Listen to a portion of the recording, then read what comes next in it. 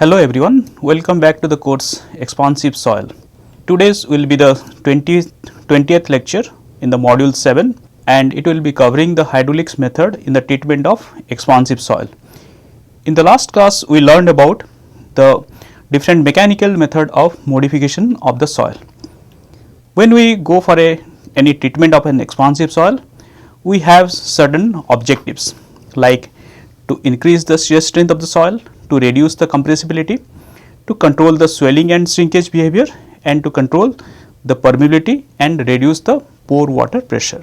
All this can be achieved using these 4 different methods of modification, that is a mechanical modification, the hydraulic modification, chemical methods, and by inclusion and confinement. In the last class in the mechanical methods we learned about the compaction, preloading and the stone column. In today's hydraulic method we will learn about the vertical drains, the vacuum consolidation, the electrokinetic dewatering, all these methods. Generally all these methods are applied in the field to have increase the bearing capacity and reduce the settlement of an expansive soil, and these are under the hydraulic methods. The different advantages of hydraulic modifications are: it provides a dry working area, it stabilizes the constructed or the natural slopes, it reduces the lateral earth pressure, reduces the compressibility, increases the bearing capacity, improves the workability, reduce the soil liquefaction in case of there is an earthquake, and prevent the soil erosion. We know that the soil has water in it, and due to the presence of the water, the soil bearing capacity will get reduced. Similarly, if the soil consisting of a large amount of water, its compressibility will also increases. That means it will consolidate to a large volume. Therefore, in order to increase the stability or increase the bearing capacity and reduce the settlement of the soil, we need to remove the water from the soil. The process in which the water is removed from the soil is known as the hydraulic modification. Generally, in the hydraulic modification, the groundwater table is lowered by removing or by diverting the water from the soil. So, here we will learn about the different methods of hydraulic modification. So, going by the definition, hydraulic method is a method of soil modification in which the density of the soil will be increased by accelerating the rate of dissipation of the pore water pressure, and this hydraulic modification of a soil is achieved by lowering the water table or redirecting the seepage or reducing the water content of a soil. Depending on the soil particle size, the various method of dewatering or hydraulic modification can be applied. If the soil consisting of very fine particles, in that case we have to go with the electro-osmosis method. If the particle size is in between the silt and sand, in that case we need to go with the well sand well point method using a vacuum or without using a vacuum. Similarly, if the particle size is quite large, then we can go with the gravity drainage, like subsequent excavation or grout curtain may be required. So, generally when the particle size is less, we have to go with the electro-osmosis method. If it is little bit larger than that, then we have to go with the well and well points method. All depends on the hydraulic conductivity of the soil in the field. First, I will go with the gravity flow and pumping method. In the gravity flow method, the groundwater will be lowered using a open sumps or using a pump or gravity flow of water. So, in this method, the seepage water is removed by gravity or by pumping. Here we can see this is the initial water level and a sump has been dished over here. With this sump, the water will collect over here, then this water will be removed using a pump. So, depending on the hydraulic conductivity and the water level, the flow of water to the sump can be the gravity, or if the hydraulic conductivity is very less, then we have to go with a vacuum pump method. So, this method works well in relatively shallow excavation in dense and well graded coarse soil. Similarly, if we have a clay soil, then the dewatering of an unstable clay soil can be carried out by the combination of the toe drain which is provided over here and gravel filled with the lateral slot. So, this is the gravel. So, by this method we can dewatering of an unstable clay soil by providing drains and also by a lateral slot filled with the gravel. And this open sumps and ditch method is quite economical or quite cheap and very largely used in the field. And also this is quite simple method in comparison to the other methods. This can also be carried out using a well point method. In this well point method, a large number of wells which are closely spaced single pipe well of small diameter will be used, which connected with a central pump installation which is known as the well point system. So, a well point system can be defined as a system of closely spaced single pipe well of small diameter with a common header pipe and a central pump installation. This well point will be driven into the ground and then a sand filter is provided all around the well using the coarse sand. Then the water will flow to this well and then it will be removed using the pump. So, water has to flow to this well under the gravity and then drawn to the surface by a vacuum header main. In case of a fine sand or fine soil having a less value of hydraulic conductivity, then the vacuum can be applied to remove the water. So, here you can see this is the initial stage of or initial groundwater level. When the water was removed using this well, then the water level, the phreatic water surface got reduced over here and then the excavation was carried out. In the second stage again these wells were used to remove the water and again the phreatic surface got reduced because of the removal of the water and the further excavation was carried out. So, in this method the different stage of excavation can be performed by lowering the water table using this well point method. So, in the well point method the water can be removed from the soil using different wells driven into the ground and connecting those with a header pipe and using a pump the water can be removed. So, this is a quite easiest method and mostly used method and also it is quite economical method in comparison to the other methods. The next method is the vacuum consolidation method. In this vacuum consolidation method, a vacuum is created which increase the rate of flow of water and thereby the rate of consolidation also increases. So, the vacuum consolidation is an effective means of accelerating the improvement of saturated soft soil. It was first proposed by Kelchman in 1952 who developed the vertical wick drains, and the soil side is covered with an airtight membrane and the vacuum is created underneath it. This is a soft soil.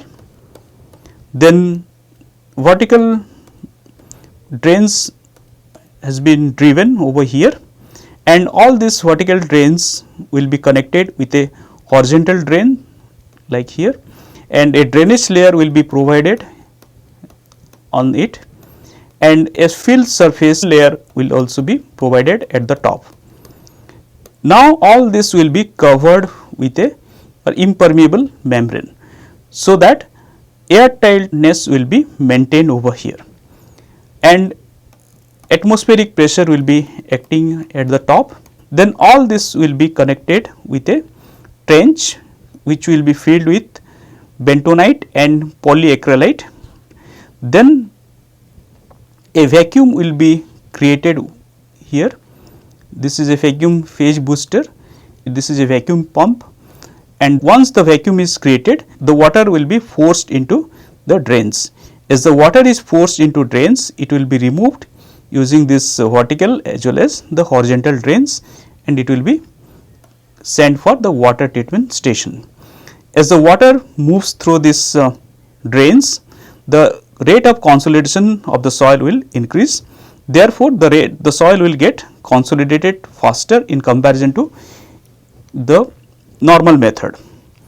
So, in this vacuum consolidation method, a vacuum will be created which will accelerate the movement of the water, thereby increasing the effective stress, and it will remove the water from the soil, and as a result of which the shear strength of the soil will increase. So, these are the different stages which we can see over here. This is a fill layer, this is an impermeable layer, and these are the horizontal drains connected to the pump. Here these are the pumps connected to the horizontal drains, and those horizontal drains again were connected with the vertical drains. Here we can see the impermeable layers and the horizontal drain pipe. These are the pumps, and once the water has been removed, the water will be discharged to this stream over here, and we need to take care of the stream such that the water should not again percolate into the ground. Therefore, we need to provide an impermeable layer of bentonite polyacrylate so that the water will not again percolate into the ground surface. By going through this vacuum consolidation, generally we increase the effective vertical stress. Here we can see in this diagram, in the in situ condition, when we apply a vertical pressure, then there will be the pore water pressure, and when we subtract the pore water pressure from the vertical pressure, we will get the effective vertical stress over here, and with increase in the depth, the total vertical pressure will increase, the pore water pressure will also change, and accordingly the effective vertical pressure will also change. Now, if we go with a conventional surcharge method without any vacuum consolidation method or vacuum method, then we will increase the vertical pressure by applying the surcharge. So, when we apply the surcharge, the vertical pressure will increase, the pore water pressure will remain like this. So, therefore, as the pore vertical pressure will increase and the pore water will be like the previous in situ condition, the effective stress will increase. As the effective stress will increase, that will increase the bearing capacity or strength of the soil. Now, if we go with a vacuum induced method, here we do not need to provide a surcharge. So, the vertical pressure will be like what was in the initial stage like this, but as we apply a vacuum, the pore water pressure will becomes negative. As the pore water pressure becomes negative, the effective stress will increase, as the effective stress is nothing but the total stress minus the pore water pressure. As the pore water pressure is negative here, so that will increase the effective stress. So, thereby without inducing any surcharge, we can increase the effective vertical pressure by just applying a vacuum. So, this vacuum induced consolidation or vacuum method generally increases the effective stress because of providing a negative pore water pressure, and this vacuum induced consolidation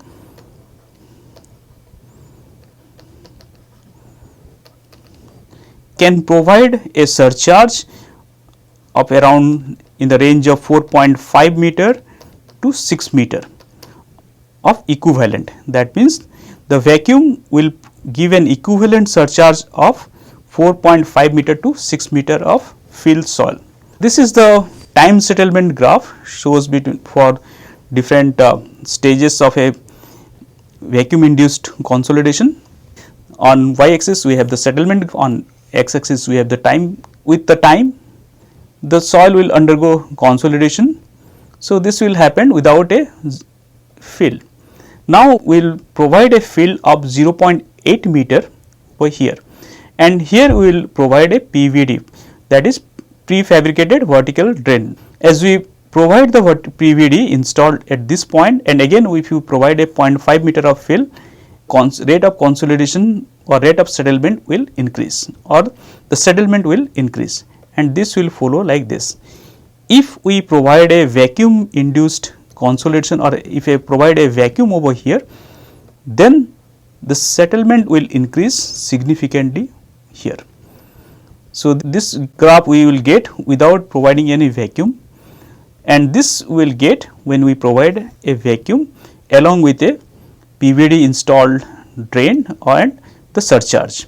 So, therefore, when we provide a vacuum induced consolidation, the rate of settlement or the total settlement of the soil will increase and the soil will be stabilized to a large extent in comparison to only the fill or the PVD installations. These are the different equipments and the construction process related with the vacuum consolidation process. First of all, we need to place a free drainage sand blanket which will be of thickness 60 to 80 centimeter above the saturated ground to provide a working platform.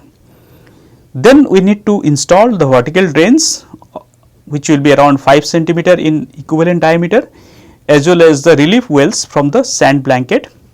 Then we need to provide the horizontal drains. Then we need to connect the horizontal drains in longitudinal and transverse direction.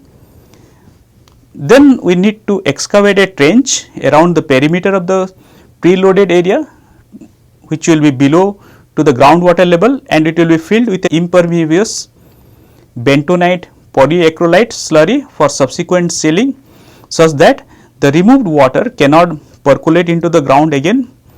Then an installation of the impermeable membrane on the ground surface will be carried out, and it will be sealed along the peripheral trenches.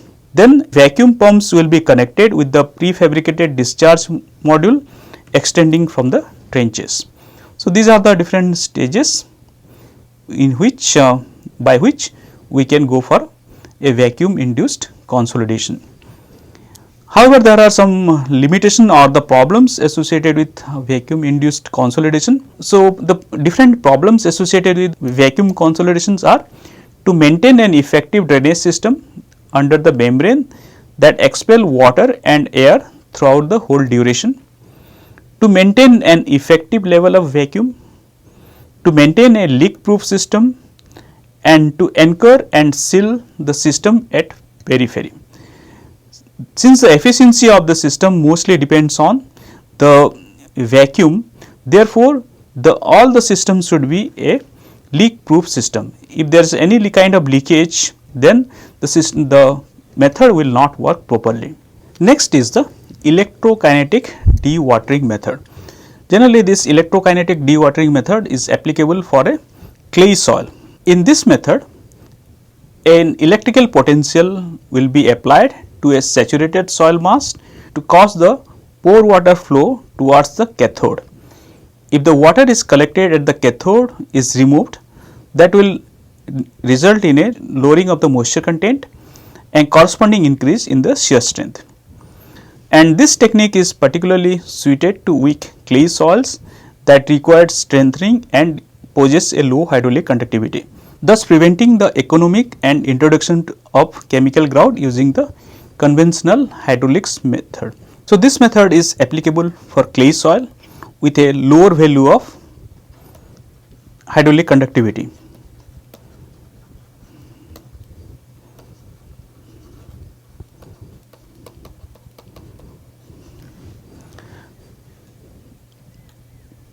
Here we can see the principle in which this method works.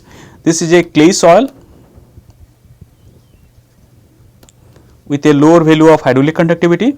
Then we need to insert two electrode, that is anode with a positive terminal and cathode with a negative terminal. Now, a electrical potential difference will be applied across the soil mass. We know that the soil has different cations in it, say for example, sodium, calcium, potassium, magnesium. When we apply an electrical potential, the cations will try to move towards the oppositely charged electrode. That means, the cation will move towards the cathode, which is a negatively charged, and as the cation will move towards the cathode, it will also bring some water molecules along with it. So, therefore, the water will get removed as the cations will try to move towards the cathode, and this water will get accumulated here and then it will be removed from the cathode. As the water gets removed from the cathode, soil's water content will change. As a result, the soil bearing capacity will increase. So, applying an electrical potential to a saturated soil cause hydrated positive ions to move towards the negatively charged electrode, that is the cathode, and when this ion move, it will drag the free water along with them. This movement will primarily generated in the diffuse double layer where the cations are dominant. Therefore, this method is applicable for a clay soil containing the different amount of cations or exchangeable cations. In the absence of exchangeable cations, the method will not work properly. Furthermore, we know that water is a bipolar nature, that means positive end and the negative end, and due to this also the positive end of the water molecules will also get attracted towards the cathode, and therefore, the water will also move towards the cathode due to its bipolar nature. This technique is particularly suited for a weak clay soil that requires strengthening and poses a low value of hydraulic conductivity. As in other methods, the hydraulic conductivity is of primarily concern because the movement of the water depends on the hydraulic conductivity of the soil. If the hydraulic conductivity of the soil is less, then the removal of the water will be slow, and hence the other methods will not work. But in this method, although the soil has a lower value of hydraulic conductivity, the movement of the water molecules towards the cathode can be accelerated by applying a electrical potential. So, therefore, this method is quite economic instead of going for other methods of removal of water for a clay soil. Here you can see the effect of the strength due to the electrokinetic dewatering. On x axis, the ratio between the undrained shear strength to the initial shear strength has been plotted, and on y axis the ratio between the water content and the initial water content has been plotted. In the absence of electrokinetic dewatering method, we will get the shear strength like this. That means the amount of increase in the shear strength will be quite less. However, if we provide a electrokinetic dewatering method, we can see a large increase in the shear strength of the soil will occur at the cathode. If we compare with any water content, we can see that a large increase in the shear strength is occurring at cathode because of the electrokinetic dewatering. Similarly, at the other point also we can see the undrained shear strength is increasing at the cathode in comparison to a static consolidation method. Similarly, if we go with the electrokinetic method, the compressibility of the soil will be reduced. In this plot, the compressibility of a treated soil and untreated soil has been shown. For an untreated soil, the compressibility of the soil is quite large. As the water has been removed over here, the soil will be compressed to a lower extent in comparison to the untreated soil. Similarly, when the electrode are provided along with the pile, there will be a increase in the pile capacity. In this plot, the penetration resistance has been shown along with the depth. When there is no electro-osmosis, this is the penetration resistance along with the depth. Now, when we provide an electric potential to the pile, or when the pile act as anode, so the negative pore water pressure will be developed next to the pile, and that will increase the side resistance. As the side resistance increases, the load bearing capacity of the pile will increase. Similarly, when we use a pile as a cathode, then high pore water pressure will be developed adjacent to the pile, which will decreases the pile side resistance. As the pile side resistance will decrease, it will be easier to drive a pile into the ground. So, therefore, the driving of the pile will be easier, and if we use pile as anode, in that case the load bearing capacity will increase. as the frictional resistance will increase.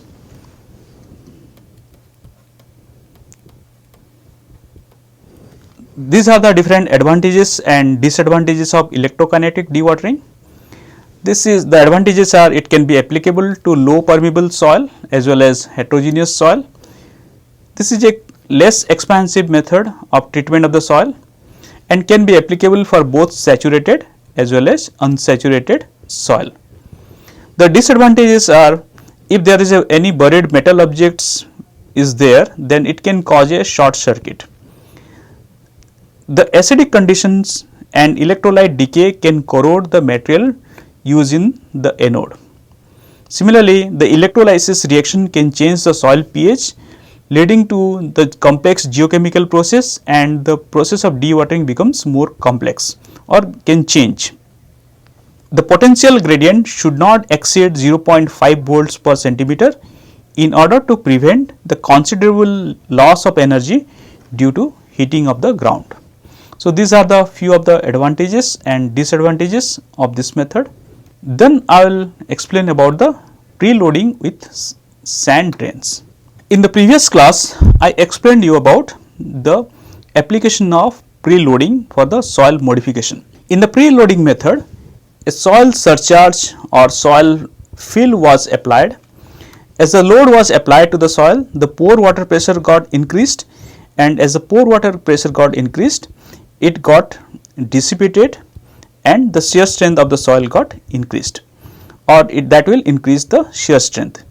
Now, the process can be further accelerated by using the sand drains. So, in preloading, the bearing capacity increases and compressibility of the weak soil decreases by forcing the loose cohesionless soil to densify or clay soil to consolidate.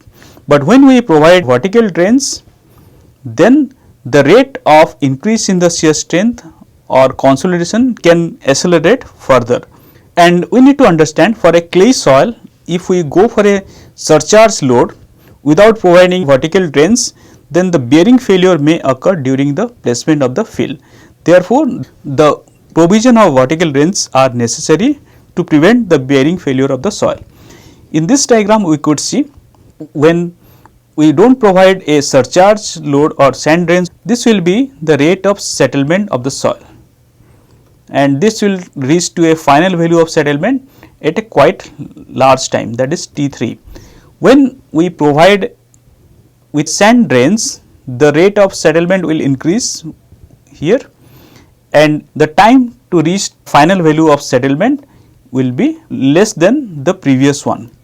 But when we provide sand drains along with the surcharge load, the rate of settlement will further increase significantly, and we will get a time settlement curve in this way, and the final settlement can be achieved at a very less time in comparison to the T2 and T3. Therefore, a preloading with sand drains can increase the rate of consolidation, therefore achieving the final settlement at a less time in comparison to without any surcharge load or sand drains or with only sand drains. Therefore, the preloading and with sand drains can be preferred in comparison to the without surcharge load or sand drains or with only sand drains. The process takes place like this. When we apply a surcharge load or fill, the pore water pressure will be generated and water will try to move towards the drainage layer.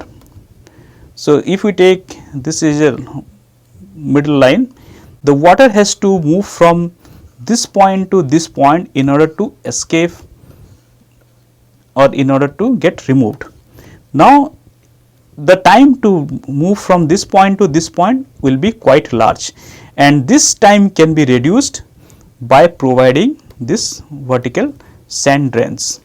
As we provide vertical sand drains, the water will move from this point to this point or this point to this point, which will be quite less in comparison to this distance or this drainage path. So, by providing a vertical drain or vertical sand drains, the drainage path for the water will get reduced, and that will increase the rate of consolidation. As water will move to the sand drains, it will be removed from here. So, vertical drains are installed to accelerate the settlement and gain in shear strength of cohesive soil. This is how it takes place. This is a surcharge load. Horizontal drains has been provided here. So, when we apply the surcharge load, the excess pore water pressure will be generated. This excess pore water pressure will move towards the sand drains, and from there it has to be removed. As the water gets removed, then the strength of the soil will increase, the compressibility of the soil will decrease. These are the different stages. The vertical drains will be provided, that will shorten the length of the drainage path. As the drainage path length has been shortened, that increases the rate of dissipation of pore water pressure. As the rate of dissipation of pore water pressure has increased, the rate of consolidation will also increase, and as the rate of consolidation will increase, the consolidation will take place faster and the soil will get consolidated quicker in comparison to the other methods. And since the removal of water constitutes the primary settlement or primary consolidation, the vertical drains accelerates the primary consolidation. However, the secondary consolidation, which will be due to the particle to particle interaction, will not be changed due to this vertical drains. The vertical drains can be installed as a strip drains or prefabricated vertical drains. So, these are the different installation steps. First, the strip drains or PVD will be pushed into the ground along with the mandrel over here, then it will go into the ground here, then this mandrel will be removed. Once this mandrel will be removed, strip drains will be cut over here. So, finally, we will get a strip drains which will be inserted into the ground, and here then this process has to be repeated at many locations, and finally, we can see the different vertical drains or strip drains at different location, and all will be connected with a horizontal drain pipe to remove the water. The advantages of this sand drains are, this is very easy and rapid installation process, and this is made of uniform material, that particularly strip drains and PVD, and can be easily stored and transported. The equipment needed is lighter in comparison to the rigs required for the equivalent sand drains and low cost. So, therefore, generally PVD in the form of strip drains will be used. Now, when we provide a strip drain or a vertical drain, there will be some smearing effect takes place. This is a sand drain, and because of this, water will move from here to the sand drain and then it will be removed. The installation of PVD is achieved by pushing a steel mandrel into the clay layer to the desired depth, and this result in a significant disturbance to the clay layer surrounding the drain, resulting in a smear zone. So, in the absence of this vertical installation of the PVD or strip drain, then this should be the movement of the water. But when we provide a strip drain or vertical PVD, then the mandrel has to go into the soil. When the mandrel goes into the soil, the surrounding soil gets disturbed. As the soil gets disturbed over here, then a lower permeable soil will be generated around this vertical drains, as a result of which the flow of water through this smear zone will get reduced. Since the horizontal permeability of this zone will be reduced, the total values of permeability and the rate of consolidation of the soil strata also get reduced. So, this smear zone effect will increase with increase in the drain diameter. As you increase the diameter of this drain, the more area or the zone of this smear effect will also increase, and that will also reduce the efficiency of this sand drain. Similarly, the dynamic driving creates more disturbance in comparison to simple static pushing. Therefore, more is the dynamic driving, more will be the reduction in the rate of consolidation. So, this smear zone not only impact the efficiency of prefabricated vertical drains, it also reduces the rate at which the strength gain can be achieved. Now, another thing we need to consider is the spacing between the vertical drains. Generally, the vertical drains can be provided in terms of a square pattern or a triangular fashion. If it is provided in a square pattern, you can see these are the different sand drains provided in a square pattern, and this is the zone of influence. This is their zone of influence. So, this is the sand drains of diameter 2 RD. This is the zone of influence which has a diameter of twice R. So, depending on whether it is a square pattern and triangular pattern, the diameter of the influence will be different. If R is the radius of the influence, then the spacing between the sand drains can be related with the RS, like R equals to 0.564 into S for a square pattern installation. If it is a triangular pattern installation, then R will be equals to 0.525 times S, where S is the spacing between the two sand drains. If it is a square fashion, then S will be equals to R divided by 0.564. If it is a triangular pattern, then S will be equals to R divided by 0.525. So, these are the different advantages of the vertical drains. First, it increases the rate of gain of shear strength of the clay, and it enables the load to be applied more rapidly, thus better use of the construction plan. In case of embankment, the steeper slopes and provisional berms can be avoided, lower amount of soil fill is required, increased rate of consolidation can be achieved, consequent saving in the constructional cost can be achieved. It can increase the rate of consolidation, by which we can reduce the time required for the primary settlement. The structure or embankment can put into commission quite earlier in comparison to without this vertical drains, and the reduction in the cost of maintenance can also be achieved. These are the different references and bibliography for preparing this lecture, and thank you very much.